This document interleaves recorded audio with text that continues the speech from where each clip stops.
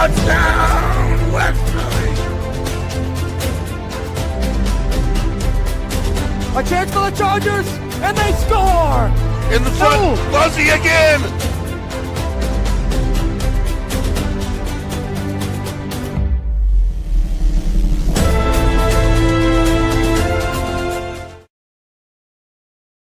Yeah, I guess we are on, Ron. Ron Spazzato to my left. Yours truly, Sal Moreno. Up the 321 Media Sports Report. Looking over beautiful and historic downtown Wesley. You can't beat the view here, Ron. Beautiful view here. Unbelievable. Third floor, overlooking the park, the library. This is amazing. What an amazing place to have a studio. I'm really thrilled to be up here. I have to be honest with you. Really nice, and it's good to have you here with us. Your baseball team is cranking and doing what it's supposed to do. And I think we've got another guest coming through, Mikey Rebello. I think he just told me he was downstairs, so we'll see what happens.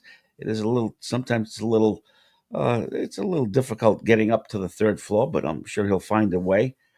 And just wanted to say good morning to everyone. And I have a good friend out there, Mike Gervasini, who said, geez, I haven't been able to get to touch base with you. I thought I didn't know where you were.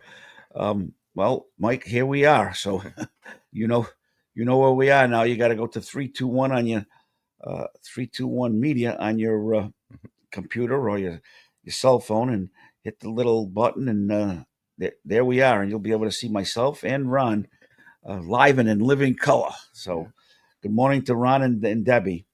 Yeah, nice and early after a great win last night against Waterford. Great game it was.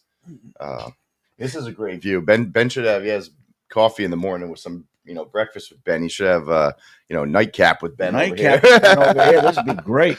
This is a nice little downtown here. Oh, people flowing. This is a good spot. This is great. Yeah, this is one of the best spots, one of the best venues I've ever seen.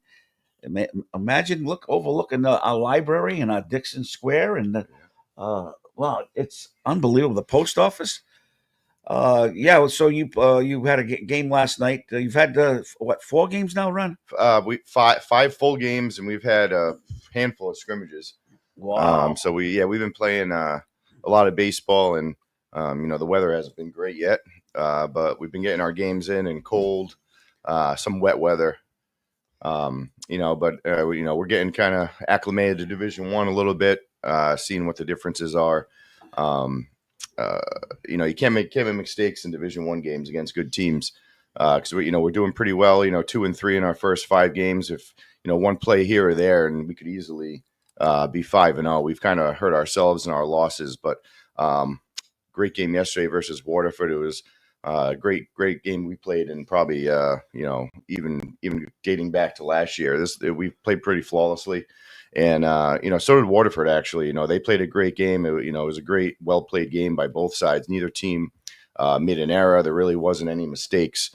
So when you're generating your own runs to win games by hitting the ball and stealing bases and getting base hits, and when you're not relying on walks and errors, it's great to see that you can create your own runs, and because that's how it's going to be against good opponents. And with our schedule, there's not many, if any, easy games. Every game's a battle, and one error here or one missed throw or one misstep on the bases pretty much costs you a game and against these good opponents. So, well, that's baseball. And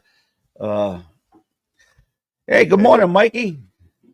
How you doing? Have a come in, have a seat. You got your rain gear on, that's for sure. Yeah, take your coat off. Yes. Take your coat off and enjoy this view up here, which is actually amazing. Yes, it is. Anyway, Ron, you played a few other games besides Waterford, and the one that stings the most, I guess, is the Cumberland game. Yeah, actually, there's a couple of them actually, because even Cumberland we lost 5-4, and they came back and scored a couple runs in the bottom of the sixth. A couple miscues by us. They had a nice double that probably could have been caught by us, but still out of our outfielder, just off his glove, out of his reach. So it hurts when that type of loss comes when we kind of cause it ourselves. Plus, we had the tying run on with no outs in the top of the seventh with Mike Poole led off the inning with a double, and we couldn't get him in. So we've kind of been up and down at the plate. But the last, 2 out of 3 games this week, we hit really well. We actually hit pretty well in that Cumberland game too. We just, 5-4, scoring 4 runs off Cumberland, who they're Division I state champions in 2023. So they, they're good competition, and they have some really good players. Their outfielder is a Division I player. I forgot what college they said he was going to, but heck of an arm he has out there, and he was actually their closer that came in for the last 2 innings. But we had 2 good wins this week. Tuesday was Barrington. They moved up to Division I this year with us, and we hit the ball that game. That was a little easier than our previous games of the season. I think we won 8-2, 8-3 that game against Barrington. 8-2, yeah. And then Thursday was the loss up at Cumberland, and then we were at Waterford yesterday. And the way with the scheduling, that Waterford game does count. So that's a big win for us. I'm pretty sure that they're equivalent to Division I as well. So we get Division I points. Plus, we know they're going to win a lot of games in Connecticut. So we get points for their wins as well. So playing the better competition, definitely, as long as even, you don't necessarily have to win because you still get some points. But if you can beat those good quality teams, Division I, you get a lot of points for it, and makes a difference. In baseball too, we're playing 21 games, so every game counts, and we try to get as many. You want to get that average of points per game up as much as possible. So we've got for all you listeners out there, tune in closer because what Ron is saying is very important, and we also got another a very intelligent gentleman over here to my right, Mikey Ribello. Knows all about these points and stuff, right, Mikey? Yeah, the RPI, it seems like a good system when they started it in football. It all balanced out at the end. Yeah, a lot of coaches, I know, if you talk to people though, a lot of coaches, I know football, they didn't really like it, and some have come around. But there was a lot of pushback from coaches, like in our coaches meetings, and I like the RPI system. There's a couple others that do, so you don't really hear much complaints around here, but there definitely are people that don't like it. They think the state, you don't really need it because Rhode Island's so small, and but I like it because it's really like a true symbol of what you're doing. I mean, you get rewarded for playing the better teams, and you don't get too much for playing teams below you. So I think once they straighten out all the little problems, having it the first year was a challenge. Yeah. Mount Hope challenged it in court towards the end of the year, and that almost cost Division III the playoffs. Yeah. They were very close from not having a playoffs. And their problem was without a state games. They played in a team from Connecticut who they believed should have been equivalent to like Division II, Division I, because they're a co-op. It was a co-op team. It was Stafford, Springs, and a couple other schools combined. Yeah. The problem is though, you can't just combine all the schools in the co-op to accumulate enrollment. So if it's a 3-school co-op, and if you combine all the schools to 1,500 kids, you can't say they're a 1,500 kid school because they're a co-op for a reason, So in talking to some guys I know that there's a couple of kids I went to college with that actually played at that high school, and they said we're absolutely not at that level. Like we're equivalent to probably like a division. Because they're really like a small team. They're like Class S in Connecticut or something like that. So the court got it right. I mean, they denied their complaint, and that team really should have been equivalent to what their Division III or IV, which had Rhode Island Scholastically actually had. So the out of state can be a little tricky because you have to put in a waiver, and they got to figure out what division they're equivalent to. So the out-of-state games is what probably took a little bit to figure out, and the team's got to get that stuff in early because we play a bunch of especially baseball. We played 4 Connecticut teams, and Jamie, the athletic director, I'm sure he had that paperwork in real early because he's pretty good with that. He's friendly with the Interscholastic League guys, and I know he likes to have things on time and follow the rules. So I'm sure we did it all right, and everything's in there. Same thing for football with our out of state games early in the season. We got 3 next year. So 3. Now the problem last year was every division that had a problem played out of state games, and only Division 2 didn't have that problem not playing out of state games. And now you have an out of state game, right? Versus Situate. Yeah, Situate, Mass, and we picked up another one against Ram High School out of Hebron Hebron. It was supposed to be NFA, right?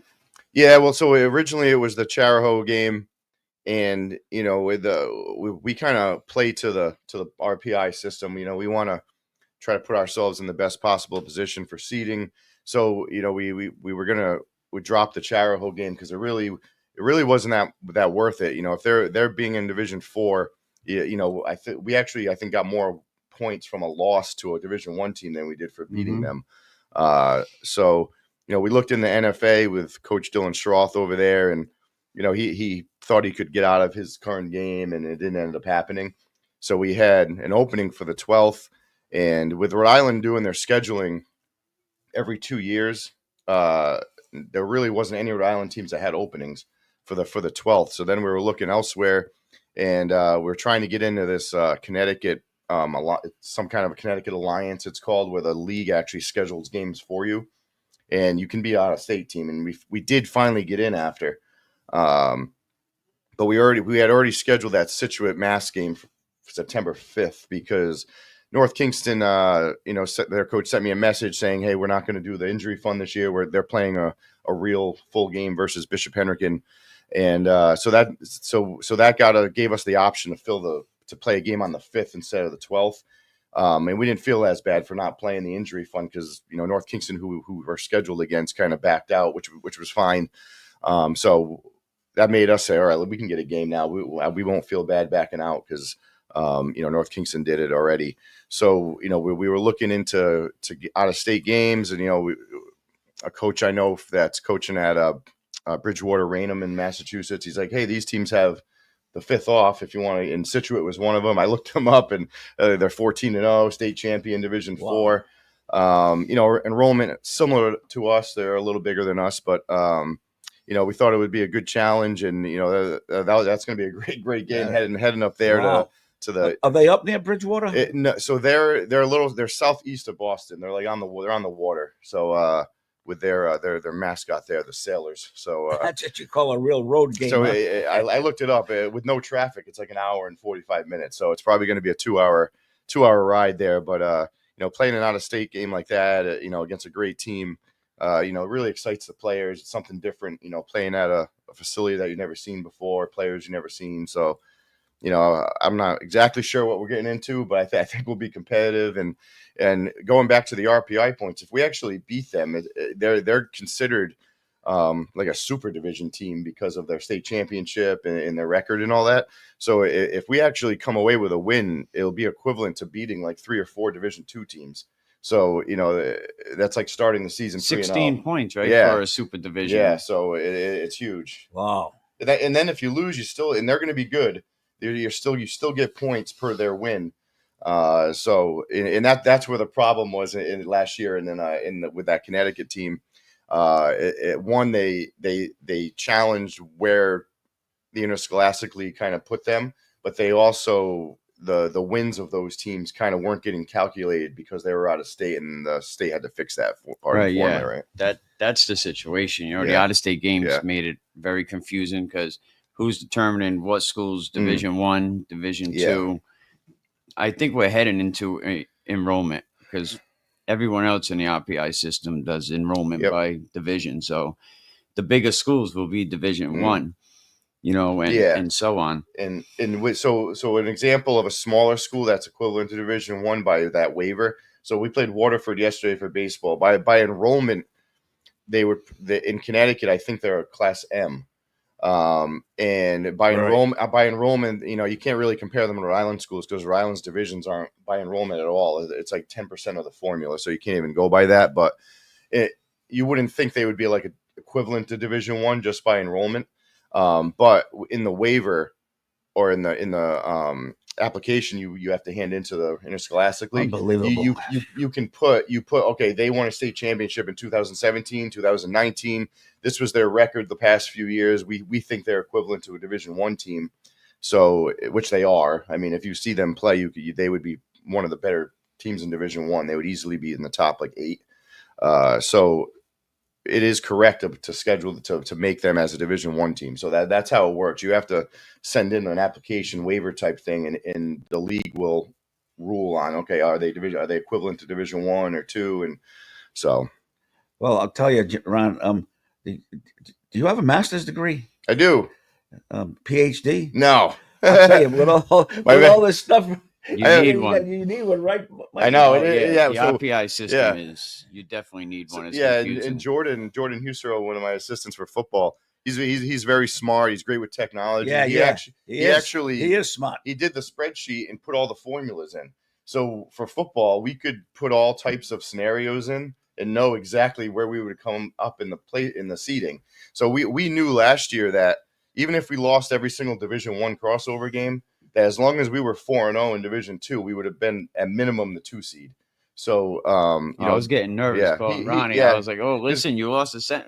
That's a big deal now." He said, "Yeah, it's not a big. With the points at the end, Blake Simpson kind of taught me this with Pilgrim. The games that he scheduled, he knew he would probably lose against the Division I teams, but he knew they would also go on and win. Yeah, and he would get points in the back end.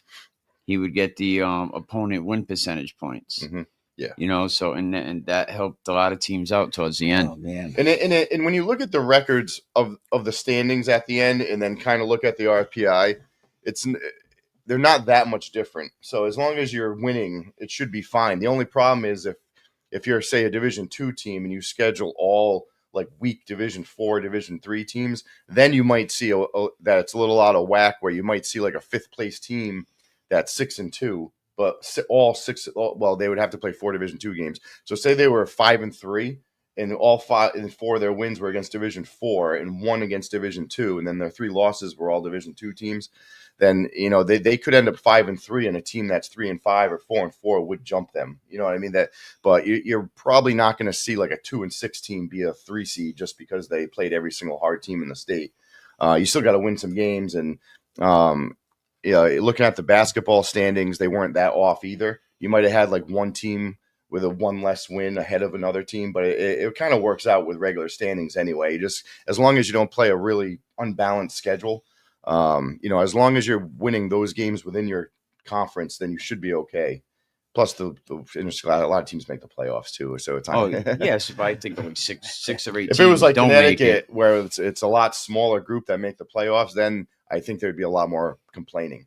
But when you in baseball, 12 out of the 16 teams make the playoffs in Rhode Island. Yeah, so if you're a 13 to 16 place, you're probably thinking to yourself, well, I don't really deserve to be in the playoffs anyway. You know what I mean? So, but when in Connecticut, when it's you have to have a pretty good record to make the playoffs in Connecticut, and you don't play all the same teams, that's when it kind of comes into play. And that's why they use the point system in big states, because you don't play all the teams. And that was one of the arguments made by the football coaches. We play all the teams anyway. Why do we need this PowerPoint when we can play every team in our division?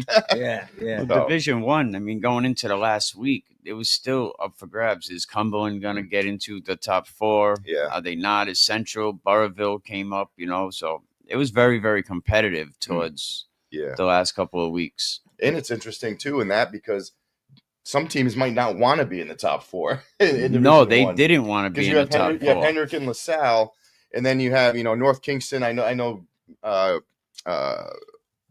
Dave there. Dave's their football coach. He got it the same year I did. And I played against him actually in North King with the same age. He would want to be up there. I know he wants to win, but he ended up actually winning the second tier level, which is still called the Division I championship. So in 20 years, their players can say they won Division I championship, and really no one really knows that they didn't. Yeah, there was schools that were fighting to stay out of the top 4. I know Barville definitely didn't want to be in there, and definitely. And I would think Cumberland they're a big school. Oh, they Cumberland should want to fought be in for it. there. Yeah, They're a Yeah. they big wanted school, to be. yeah. They're huge. Yeah. Cumberland's like Over a 100 big players version of this us. last season. Yeah. Wow. Yep. Well, it's almost time for a break. When we come back, we'll talk a little bit about your baseball team run and maybe we'll talk a little football too. And Yeah, you can we'll talk either about or. how, where Mikey's going with his career. And Yeah. Mike knows a lot about the coaching changes in the Oh state, yeah, too. a lot of coaching. I'll tell you what, this has been. I think 2019 there was a lot of coaching changes, but this year has been a lot of coaches moving around. You know, a lot of jobs opening up. Mount Pleasant just Yep. opened up recently. Situate, EWG, Rogers. You know, Yeah, I heard that guy just left. Yeah. Coach Hausman, great coach. You know, great on teams up there. Rogers, you have Middletown, but yeah, a lot of jobs Coventry, opening yeah. up. Yeah, Coventry, Coach Jerv. You know, congratulations, Coach Gervasini. now he's the head coach there. Yes, yep, he's Yeah, the head A coach. Westerly boy. Yeah. Coach for a long time. It was kind of funny, like that week of I think it was in January, right, or February. I had scheduled a meeting with Jerv to possibly be my offensive line coach, and then the day before he sent me a text saying something came up, and like Mikey already had released all the information. So I knew he got the job already, but it's like he didn't want anybody to know yet, Jerv. Yeah. And I wrote back. I was like, "Congrats, Jerv." Yeah, Like it's already out it was there. kind of funny that he didn't mention that he actually got the job yet, but like it was all over the place. So I get the information pretty fast. yeah, so you know that's great for him because I know he's wanted to be a head coach for a few years now, and you know he's getting a shot up there, and it's a tough school to win, and you know hopefully You don't he can have turn it around. you don't have so. junior football there, do they? Yeah, No. they don't have a Okay. Pee They Wee. don't have a feeder program. You got EWG Yeah. has one, Yeah. and you have West Warwick Steelers. Yeah. So And I'm yeah, actually they don't have one. surprised, and I've said this before, that you know you look around the state, right? Who has big enrollments but aren't that good and should be, and a lot of the common problem is that they don't have a youth program of their own. So you lose that pride for your school and that camaraderie between the kids. And so, you know, when they get up to high school, there's not a ton of pride for playing. So they might go to another private school, or, you know, the Pathways programs that's by public schools have now pretty much, if they have anybody, you can switch schools if you want, you know. So it's tough. We don't get too many athletes coming to our Pathways, unfortunately, yet anyway, because you can't come from out of state. So we're like on the border here, and we can't get kids from Connecticut. And then, you know, Charahoe's had a great, you know, tech program forever. You know, theirs is probably one of the oldest in the state. You know, are you going to get kids passing up theirs to come to us? It's even farther for them. Yeah. So But the rules have to change a little bit too. I think Yeah. freshman year is your only opportunity to get into I think Pathways. right now. Oh, okay. You know, so if you want to do it your sophomore year, it's kind of it's too late. RIL voted against that and thought their freshman year kids would know Yeah. what they want to do. But And technically, it's not. Charahoe's isn't technically a Pathways, right? So there's Right, yeah, So vocational they tech. actually could get kids from junior or seniors. Oh my God, that's woohoo! And My can head we is change the spinning. rule and let sports teams use Pathways to bring kids into the programs, because sports teams cannot use Pathways, you know, to entice a kid Yeah.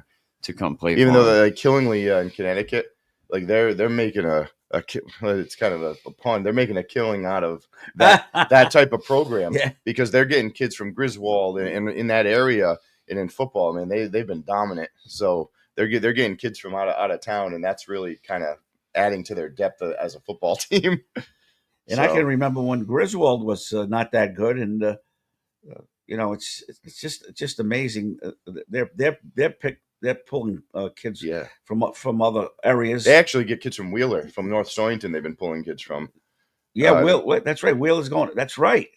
Because I know a few guys that that live in that area, but their kids go to Griswold, so they must have chose Griswold over Wheeler somehow, and so yeah. Well, the prep schools too are really making a move. Yep. You know, this way bringing a lot of kids out of Rhode Island, and every week I'm hearing of kids going to prep. You know, forever Bishop Hendrick and LaSalle picked on all the public schools, and now Bishop Hendrick and LaSalle getting picked on by the prep schools. Because it's really that extra year of eligibility that you get at a prep school is huge. I mean, and you don't have to go during your high school career, but you know, some do. You know, you might go after your junior year and you still get another 2 years after that because you have the extra 5th year. But you know, with this scheduling too, you can schedule similar teams. So you might be playing the same teams as Hendricken, so they don't have that big of an advantage over you. Saying, right. I know for football they are trying to play a lot of out of state teams. Yeah, so I was wondering why they were playing so many out of state teams. Well, probably a lot of Rhode Island teams won't play them either, probably. But right. But like for baseball, their schedule is almost the exact same as ours now. So is there really a reason to go over there? You know what I mean? It's like, especially if you're not starting by your junior year over there, maybe even sophomore year, is it really even worth going over there when you could be starting for your public school? Why sit the bench over there?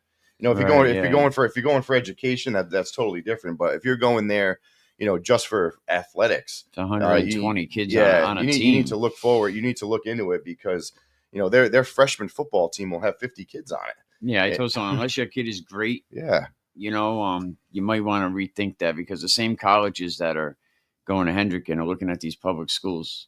Right. You know, you see URI, you see Dotman, you see Bridgewater, you know, taking these kids. So, I mean, save the money, go to public school. And especially for baseball, too, because a lot of the recruiting, when, you know, the college coaches have the summer off for them, you know, their teams are done. So they actually, if they're seeing somebody in person for baseball, it's probably their summer travel league.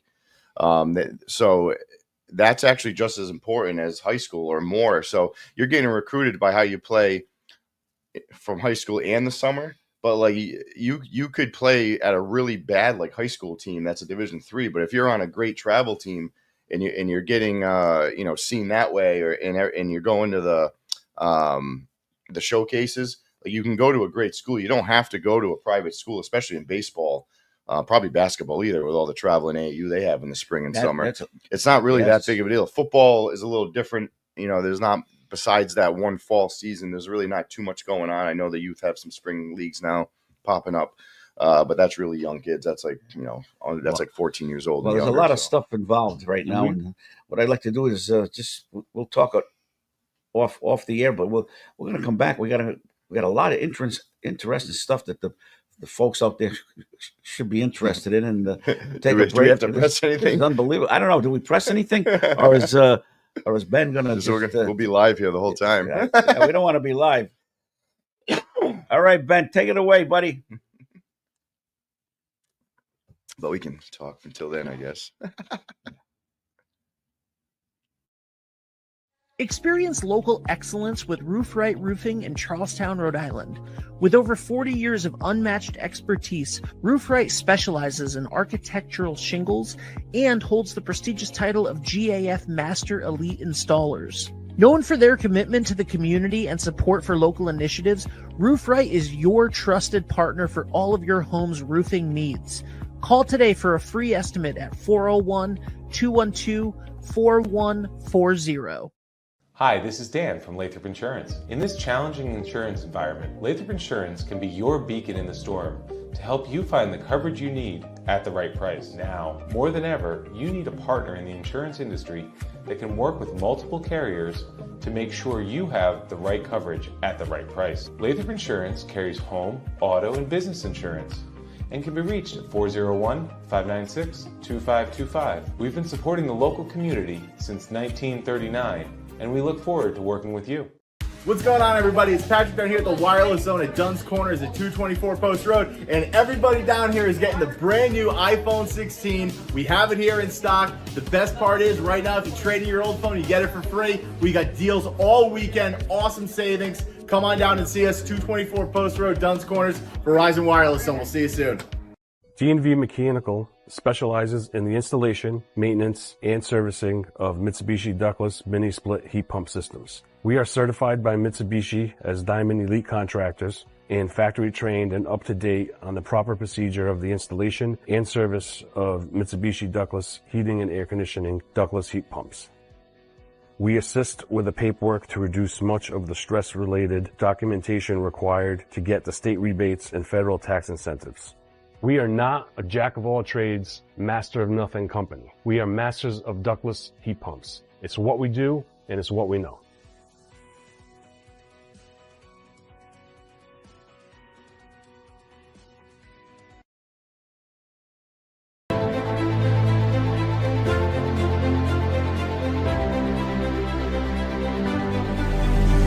Touchdown, West Philly!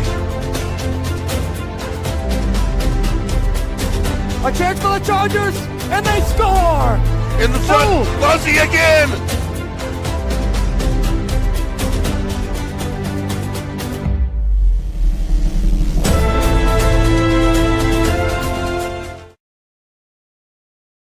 You know, hey, we are back on the air here, and we're talking a lot of crazy stuff, but it's fun stuff, and it's the real world because a lot of these schools now are becoming they're becoming like what did you call it, Ron? When you're just kind of like for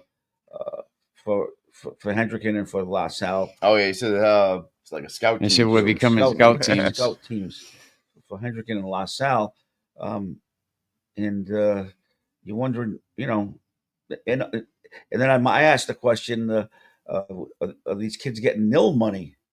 Absolutely. You know, that's unbelievable. Think about that. I mean, I think it's sad that the college kids are getting paid, right?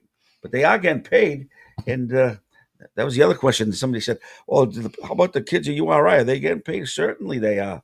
Yeah, not too much, but they do have them. Like even, you know, I remember like Rocco Salino. I'm pretty sure he had a thing with like Barstool, which was really, you know, a small amount of money. I'm sure because there was I remember a lot of local kids were posting their, you know, pictures with like the Barstool logo and everything. Wow. So it could be anything from a small amount of money to obviously the bigger schools. It gets even bigger. Right. So. Right. Well, yeah, they was talking about what schools they are going to pay because I think it's going to be certain divisions. But what you can do is if you buy Rocco's jersey, he would get a cut off the sale of that jersey, or you buy, you know, a Trust jersey from Georgia.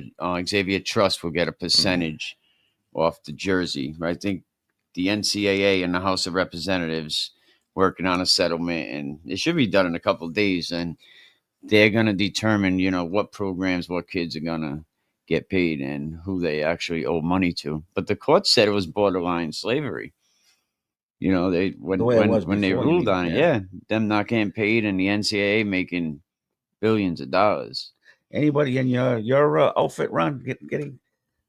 No, but it would be kind of funny having like some high school kids getting sponsored and being like a local commercial on here with like, you know, with like pizza place or, you know, so something like that. Because that's the way to do it. I mean, that's how you would do it with high school kids. I mean, you would kind of pay them to be in like your like an ad or a commercial or whatever to wear your shirt around town or things like that. That's kind of how it would be at the local level.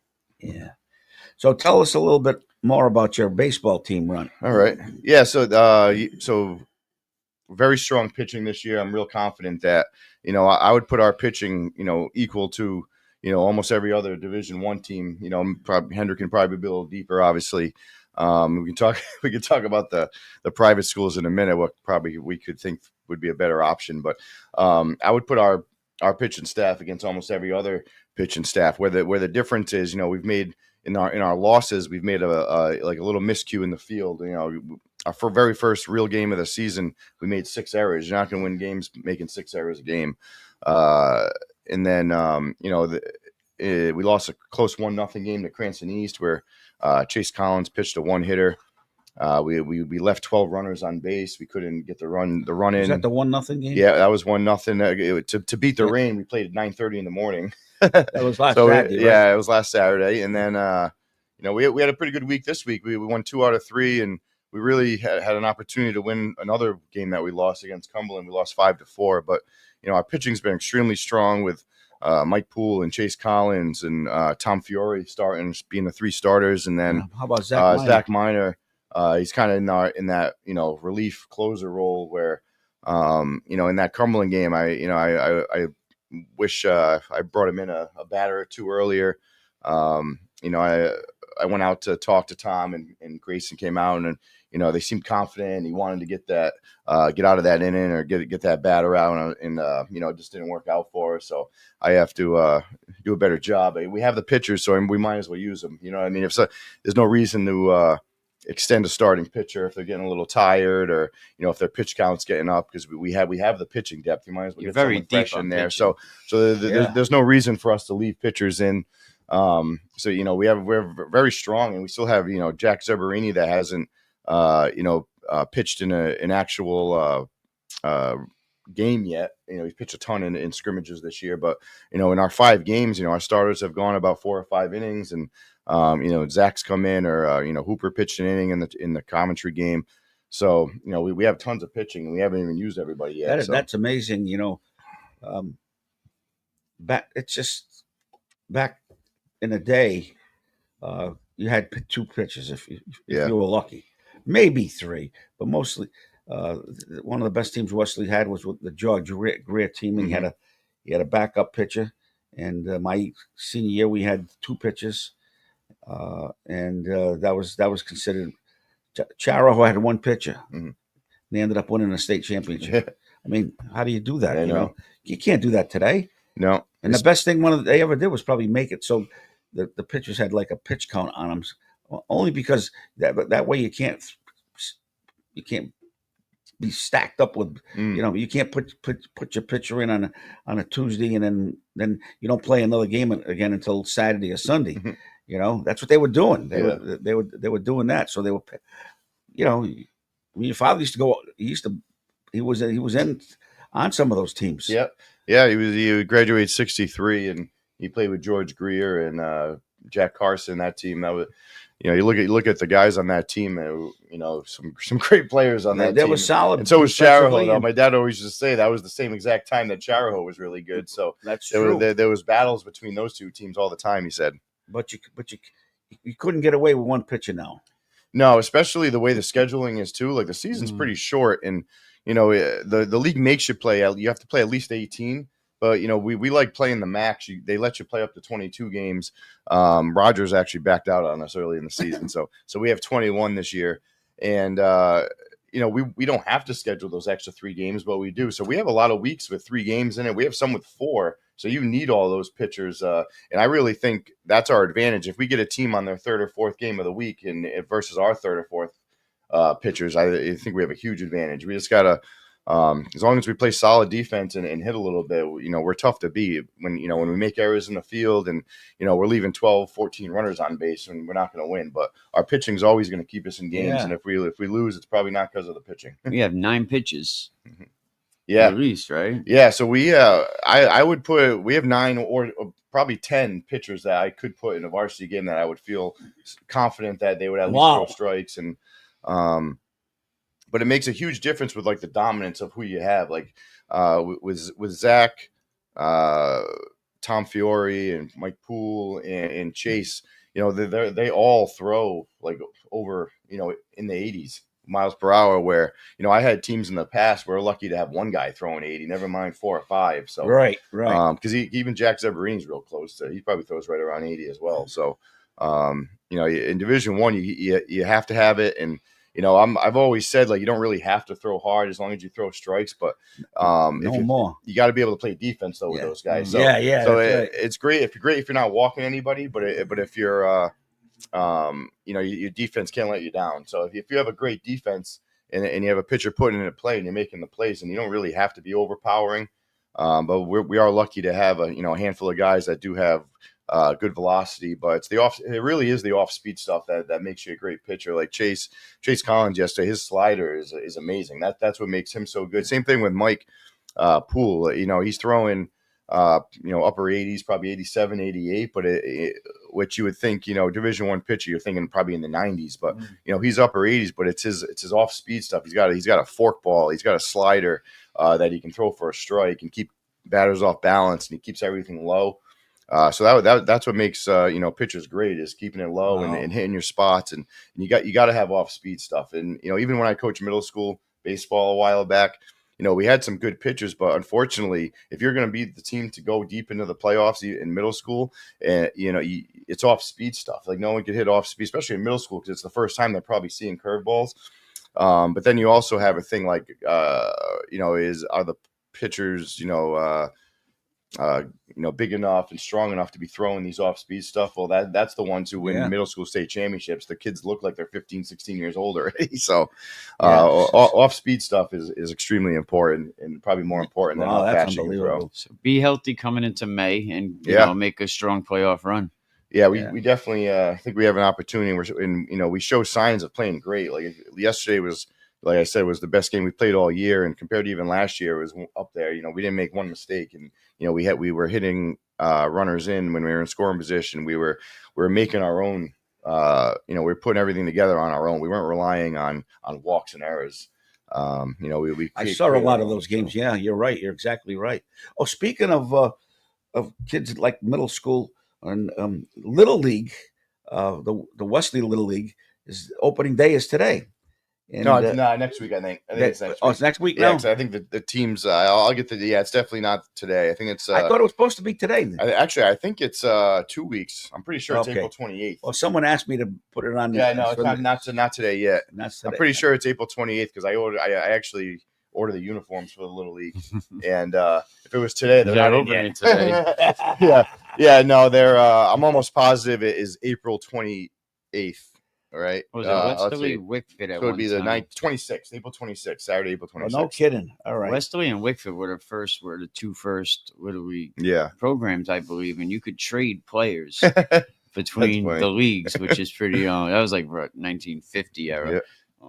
That was pretty interesting to read. Yeah, it's actually pretty. It's kind of a little sad sometimes to see like the numbers. So like I'll have a senior night for baseball, and you have like say you have like 5 seniors.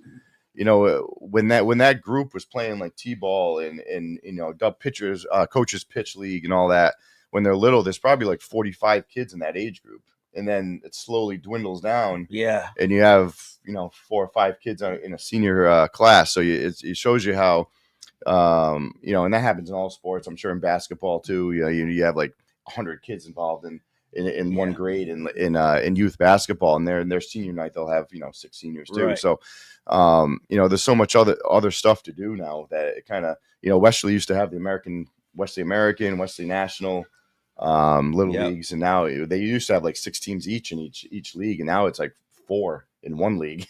So the numbers have gone way down.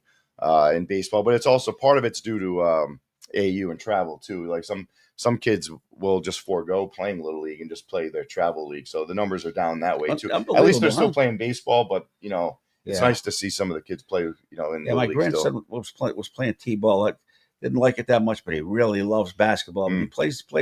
If you love something, you're gonna stick with what you. And that's why the youth. It's really important. That youth coaches keep it fun and interesting, because it's really, you want to retain those kids as long as possible, and hopefully, because you never know, there's kids that might lose interest when they're 9-10 years old, and if they're one of the better athletes in school now, playing like lacrosse and basketball or football, and if they continued, they could have been playing baseball, because that's one of the things I noticed being a baseball coach and football and being around other sports in high school, is that baseball, we don't always have the best athletes playing baseball. You know what I mean? We got some good ones playing lacrosse right now. You got a couple playing volleyball. Yeah. You have some that just continue to play travel basketball instead. So we don't. When you have the best athletes in school playing your sport, you're probably gonna have a good team. And hopefully, in baseball, you just hope you have a few of those, because you need someone to steal bases and track down balls in the outfield. You need some athletes out there, and we do have some. We do have some athletes on the team, but you look around the school and see some of them playing other sports where, hey, maybe we could have had them playing baseball if they had a little more fun when they were 11. Yeah. When I was in school, it was like 30 guys, and that was maybe 20, and the rest of them didn't play sports. Yeah, that was about it. Yeah. How old are you, Mikey? You remember those days? Oh, I remember. I'm still 20. Yeah. We were talking about the the privates in public schools. What would your kind of solution be? Would it be to have their own little playoff conference? Yeah, either they have their own playoffs, but then you have schools like St. Ray's that's saying it's not right. It's always going to be Hendricken and LaSalle. What do we do? But it's not fair for the public schools. Like RAIL always says it's got to be fair. It's got to be fair for everybody. You know, you can't have steak at this benefit and Salisbury steak. You got to be fair. Well, it's not fair for the privates and the publics, because the public, you're screwed where you live. That's who you got to play with. And then you have Hendricken and LaSalle that can have kids come in from out of state. Last year, St. Ray's had 14 players that were not on the roster last season, and most of them players they brought in from out of state. This year, they did it to the basketball program. They bring in kids from out of state, and there's no waiting period, there's no sit-down period, and it's just not fair for the public schools. They win a state championship. Hendricken has 19 football state championships, you know, and you have LaSalle has like 3 in the last 20 years. You know, North Kingstown has 3, but no one else has a chance to win it. Right. With scout teams. It's sad to say, but. And there is going to be public schools that have that team to beat them every once in a while, but consistently it's not going to happen. You know what I mean? Like high school, public schools for the most part goes in cycles. And if you have good coaching and you know, a great, you know, community like we do here, then you're probably still going to be competitive, but you'll every once in a while you might have that team that can compete with them, but on a year-to-year basis, you're probably not gonna. No, it's tough. It's just too tough. The average person just gets tired of seeing it over and over again. You know, the same 2 teams winning. Either one team is going to win for. Well, which was it? Was it basketball? I think Hendricken has won 12 state championships. But it's not just basketball; it's football too. Yeah, football. They have 19 out of 20, I believe. Yeah, they're probably most dominant in football and baseball, because then in basketball, you know, LaSalle won it this year, but sometimes you got Classical that can rival those guys. You know, occasionally Mount Pleasant will have a good team, and so in basketball there have been some other schools that have kind of competed with them, but LaSalle did win it this year, so another private school. But yeah, that's true.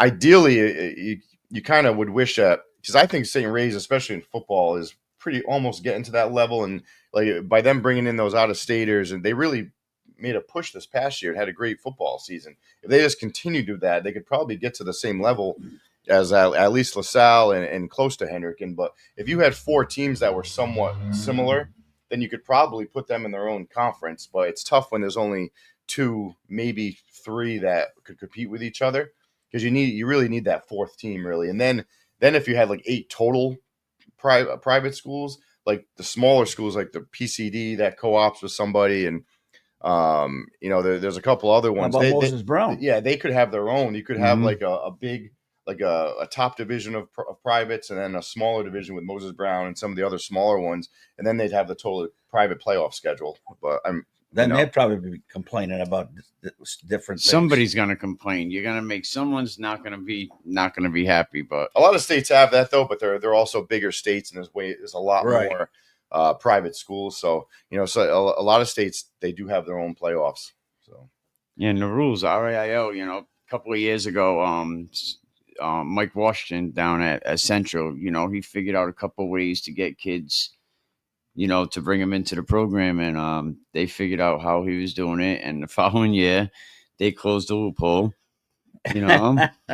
So well, I mean, Connecticut's had their situations when Jack Cochran went over to New London, and he was bringing guys in from the cities, and putting them up with the you know, adults, you know, that would take the kids in, and next thing you know, New London's got this unbelievable team, right? Remember that? That was unbelievable. So everybody's trying to cheat some way or another. I mean, I don't want to call him a cheater. That's a little harsh, but in fact, it was kind of fun watching him trying to get the edge. I know. Sometimes, you know. You remember that? Oh yeah. That was probably I don't know, like 15, 16 years ago. I wonder what he's doing now. They even made a rule that I think that rule yeah, still. if you're 50 point, if you're winning by 50 points, the coach gets suspended. Yeah. How about a one-time transfer rule? I know. You know, inside the state where the kid don't get penalized. You know, and then you have to sit. I think each sport you have to sit half the season, which is kind of crazy. It used to be, I forgot how many days it is total, but it equals to like half of your games you have to sit out. You know, and then the mom rule that the player RAIL recognizes the mom's address as the player's address. So a husband and wife separates and the kid goes to live with the father. They want to know, well, where's the court order saying that the father has to live here, and now you got to go to court. Yeah, because was Shea that was losing players or something? Yeah, Shea, something like that. Yeah, call it the Mike Washington rule. Yeah, unbelievable. Yep, and then Moses Brown had that good team one year, and Wesley had that was like 2016, 17, 18, 19, I think it was. But Michael Walsh, Tristan Toronto, Tristan Toronto. That was 2017 was when Moses Brown was real good. They beat us in the semifinals that year. Yeah, and then the 18 was when Saka went on and beat East Greenwich in the finals. We talked about that cold week. Day. That was that real cold day, and I remember it. I remember like it was like yesterday. Windy. Yep. That was the next year. From the year before, Tristan had the big game against Moses Brown, and I was screaming, "Don't score! Don't score!" I know, we were scoring it's too early. Yeah. See, with that game, God. when Barville came in, when Westerly was averaging 60 points a game, and Coach Ferraro figured it out. Figured out how to shut it down. And the following week, one socket, they probably called them up, send us your playbook. And they followed Coach Ferraro, which is smart. If you're going to follow any coach, Carlos, follow Coach Ferraro. Let me ask Coach Prezzato a question here. Is anybody down in Wesley going to figure out a way to beat Coach Ferraro? Yeah, no. I think this is our year. This year, I think they had a bunch of seniors. They must have had 20-something seniors last year. So they're down to 2 this year. They're not going to be. I think this would be the year that we get them. I wonder if he's coming down for the Soupy contest this year. They have it right over there at the United Theater. I think it's tomorrow or the next day. Unbelievable. Great guy, Coach. Great guy. They do a good job. And we were close again this year. They scored a late touchdown to beat us. And really, the difference between who went to D1 was that game, right? It was so close. The playoff game the year before when they beat us, the winner of that pretty much was the one that got moved up to Division I. If we had won that playoff game, we would have been Division I. Yeah. Yeah, the points were so close. That was a home game for you, right? Yep. Yeah, it was our. I remember that. That was a big crowd there that night. Yeah. Logan Jelinas, what a great quarterback he is. His brother Jake was a great quarterback. The two brothers hold the all-time touchdown record up there. Barville was 72 touchdowns. They're really good. It's good to see the quarterback finally not be there anymore. Well, they still create good quarterbacks every year. They have a good youth program, Yes, and I think Westerly, Barville, like Portsmouth, them are certain towns that NK as well that the sports community is just outstanding, especially Barville and Westerly, so similar. Yeah, I love Barville. Barville's daytime game is like the equivalent to like our night games. Like it's a whole festivity there. Mm-hmm. They have different stations of food all over the place, and they get a lot of people for those 10, 11 o'clock, 1 o'clock games. We got to get there early, but a long bus ride. Yeah, it's not good. It's not a good thing for the visiting team, but for the home team, that's a big. I'm pretty sure we played them at 11 a.m., which is a tough time. Yeah, not this coming year though. No, we'll be home this year. Home. Two great sports communities for sure. Yeah, no question about it. We played Burrillville when I was in school. Believe it or not, it was very similar type of atmosphere. And they made a good push too. I remember when I first started coaching, I'm pretty sure they were in Division 4 in football. Yeah, and they've they've worked themselves up, and they've had a lot of successful seasons. So they actually had the most championships in Rhode Island. We were telling Sal that last week. West Warwick and then Hendricken. For the most championships. That's Hendricken's goal. they want to have the most, Super Bowls in the modern day era. Yeah, they must their total number of state championships, in all sports must be like astronomical. Yeah. Oh, absolutely. Because I don't know how many sports are there in a high school season. I don't even know, like 40 or something. I have no idea. Out of those like 40 sports, how many state championships are won by Hendricken each year? Probably half. Yeah, and I understand. That's true. It's got to be boys sports. Obviously, they don't have any That's girls true. over there. But we forget about that. La Salle now has females. Yep. Started that a few years ago. And then what's the other one? Bayview. Bayview's the other. Bayview. That's another one. A while back, Burrillville had hockey. Yeah. And now, and they still do have hockey. Don't get me wrong. They were dominant in hockey. Yeah. Back in the old days. Yeah. Mount St. Charles actually left the Interscholastic League. They're a prep school now. Yep. Yeah. What do you think about that? How did it, Yeah, this is the last season that they'll be grandfathered in over there at Mount St. Charles, North Smithfield. They had a co-op, and I believe this is the last season because when they went co-op, they allowed the players that was on the team to finish out the 4 years. So they'll be grandfathered. This is the last season they're grandfathered in. We played them last year in baseball, and their campus changed a little bit. They have some dorms there now because they were kind of getting ready. No kidding. Yeah, they're a lot, especially for hockey. A lot of their hockey players live there because they're from out of town, out of the state. Well, yeah, I remember there was a lot of the kids did live there back when I was in school.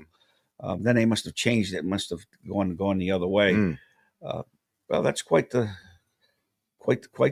This has been quite the show with a lot of knowledge. Yeah. I think we didn't lead anybody astray today, did we? No, definitely. Oh, you know what, Coach? Sperenza. Do you expect Jack?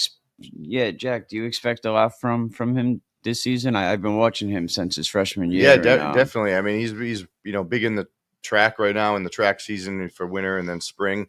But when I pop into our lifts, he's there when he can make it, and he's one of the stronger kids on the team. And coming back for our offensive line, he's definitely like one of the most returning. Was he a sophomore this year? Yeah, so he'll be a junior, and he one of our center is an important position.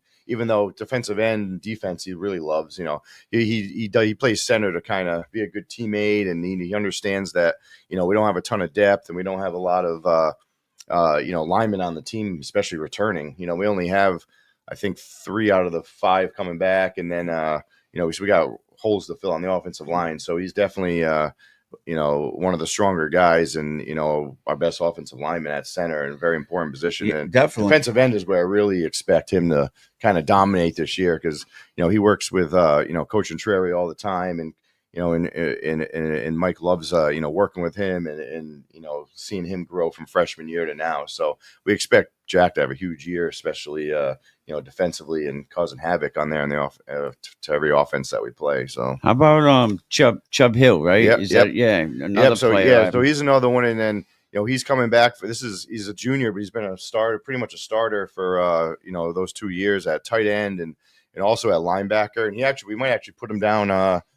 on the defensive line a little bit next year. Nice, too, nice. Coach Entreri loves him on the defensive line too, because occasionally we'll send the linebackers over to him to learn some pass rushing techniques and all that. So and Mike Entreri always says, man, he looks really good on the defensive line, and he's quick and he's hard to block, and so he should have a breakout year too. And he works hard in the off season too. We have our off season's been really good. Like now we're starting to get into spring sports, where a lot of people, we try to work our football lifts around the spring sports practices and everything. But we do have like 10 kids on the lacrosse team. So if they have a game, we obviously lose those kids. But on any given day, we got over 20 kids in there in the weight room. So, which is great for the off season. Cause I remember my last year, during the spring season, it'd probably be like 6 or 7 kids in there.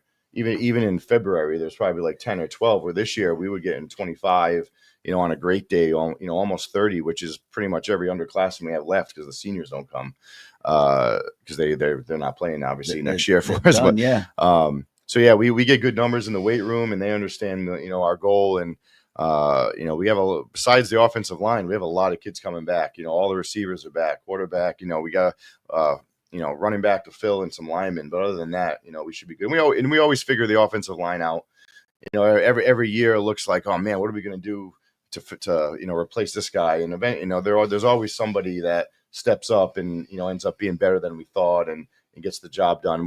One good example, real quick, from a couple of years ago, my first year as a head coach was Trevor Duranda, who was always hurt when he was younger, and his senior year, we needed a tackle, and that was his chance to kind of shine and step up. And he was a great left tackle for us, and he never got hurt that whole season, and ended up being like third team all division, and it was his first year really playing, because he was always hurt. He never actually got to play. So that's the kind of guys we rely on. Someone stepping up, and we got two big guys that should be filling in at our tackle spots. You had Ryder Henderson, who was kind of our sixth lineman last year. If somebody needed a break or got hurt, he was usually the first guy to go in. And then we have Dom Durfee's back. He's big. He's like 6'5", like probably 250, 260. And he didn't play last year, but it's great to have him back. And we expect him to be that left or right tackle for us. So hopefully he fills right in there. Him and Ryder at the tackles. And we got Jack at center. We got Damon Uva, who probably the hardest working kid on the team. He's amazing.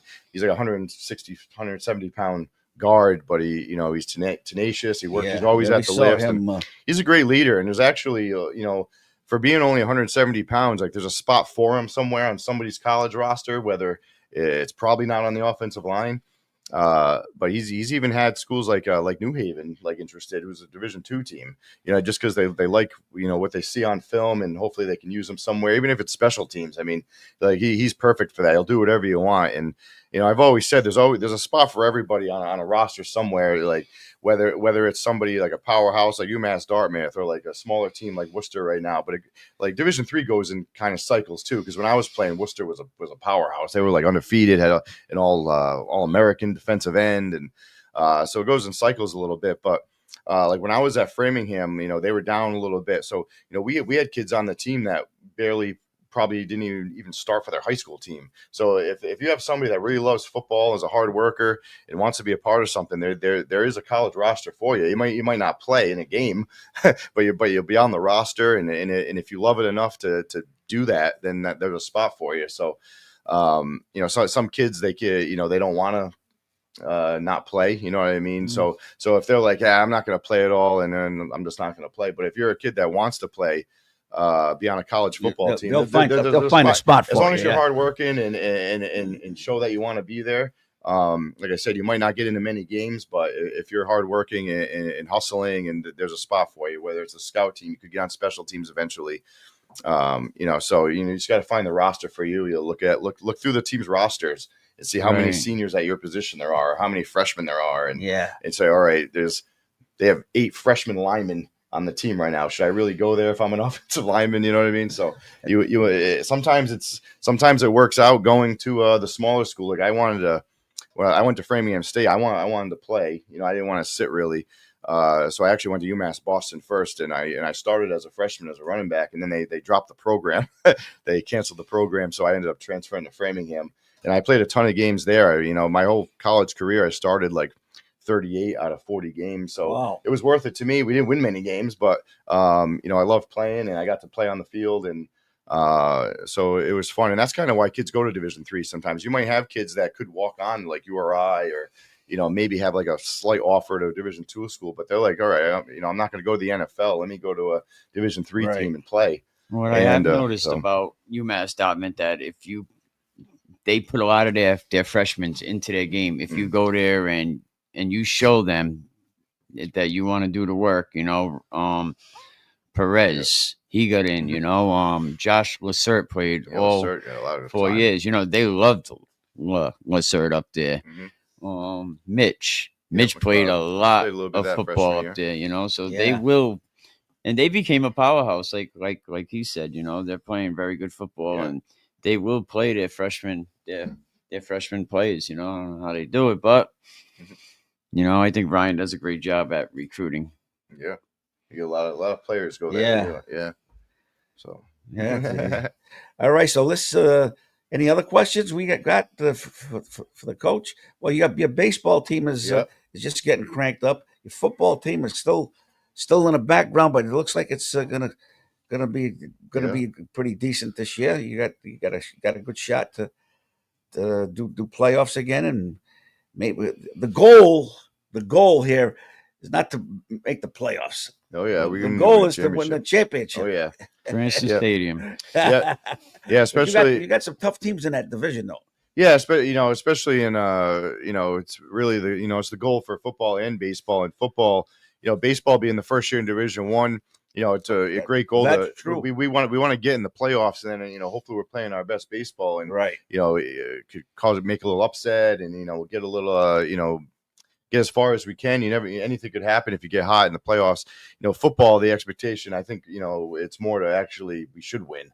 We should win that championship, and West Warwick, South Kingston, they'll be tough again, but hopefully, we're playing our best at the end of the season, which I don't think we were last year.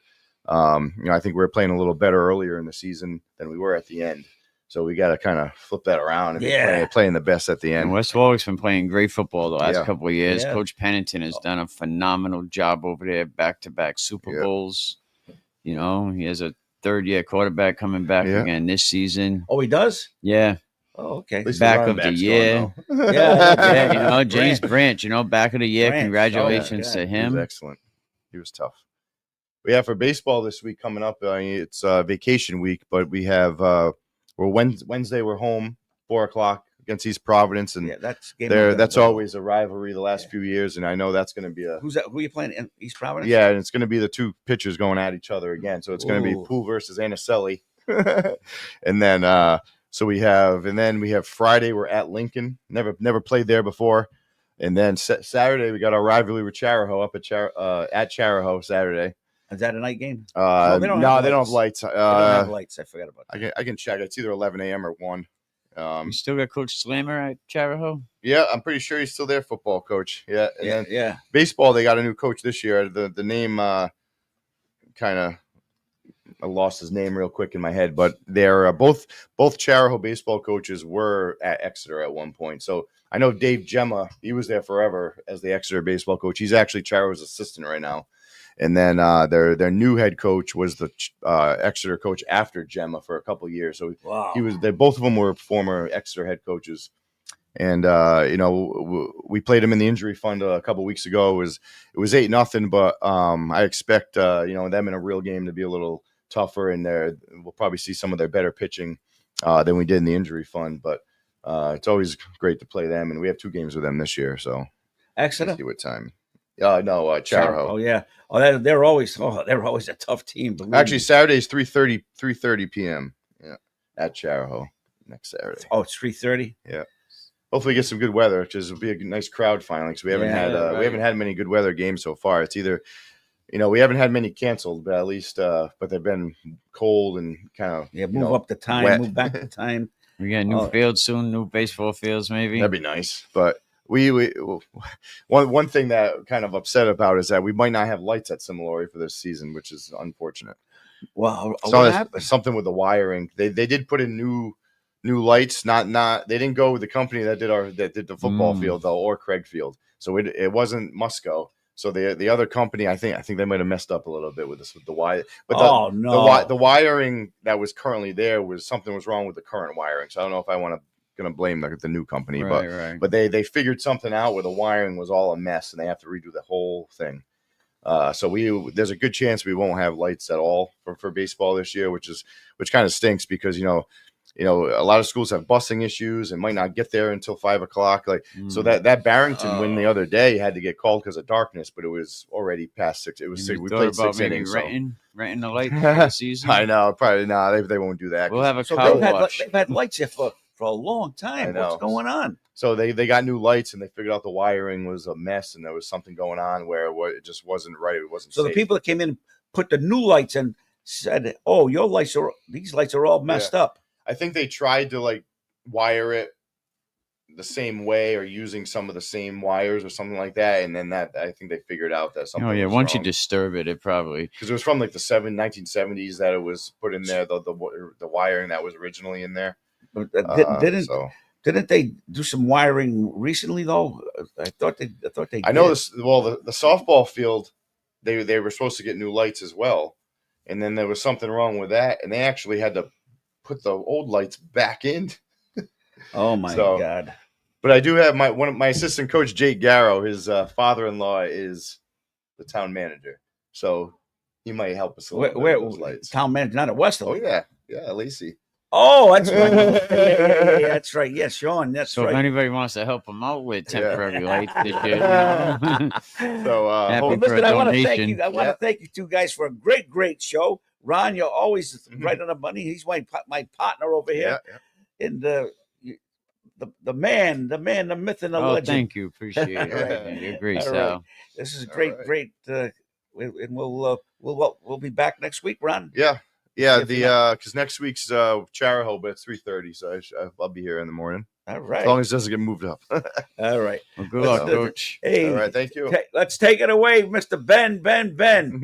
Great job. A lot of fun today. Do you want to get your business in front of over 100,000 viewers every month? Advertise with 321 and enjoy the best value in local advertising while supporting free community live streams.